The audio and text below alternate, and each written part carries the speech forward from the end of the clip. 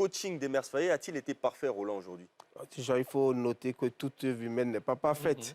Les amis, on a parlé des joueurs, de ses individualités, de l'effectif, s'il était bien huilé, mais à la tête de cet effectif, il y a un sélectionneur, Emerse Faé, qui est arrivé, on le rappelle, lors de la Coupe d'Afrique des Nations 2023 à domicile, en lieu et place de Jean-Louis Gasset, paix à son âme, en pleine compétition, après la débâcle face à la Guinée équatoriale. On ne savait pas si on était qualifié ou pas, mais voilà, il a pris les rênes de cette équipe nationale. Depuis, son palmarès est quand même positif. Son pédigré également, le nombre de victoires, le nombre la qualification pour la Coupe du Monde, avec justement ces phases de qualification sans défaite, 0 but encaissé, une solidité défensive, je le rappelle tout à l'heure, qui a été imposée, qui a réussi à s'imprégner, dont les joueurs ont réussi à s'imprégner.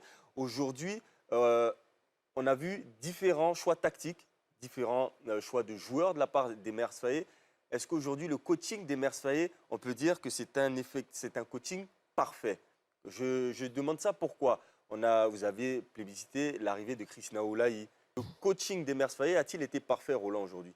Déjà, il faut noter que toute œuvre humaine n'est pas parfaite. Et oui, on peut se satisfaire de ce changement parce que moi, depuis le départ, on s'est plaint face au Mozambique, face au Cameroun. Et j'avais dit tantôt que un coach peut se tromper, mais reconnaissons que c'est lui qui fait son 11 entrant, c'est lui qui fait ses changements. Ce qu'on lui demande, c'est le résultat à la fin. Et tant que l'objectif est atteint, on supposera quoi qu'il a fait le boulot.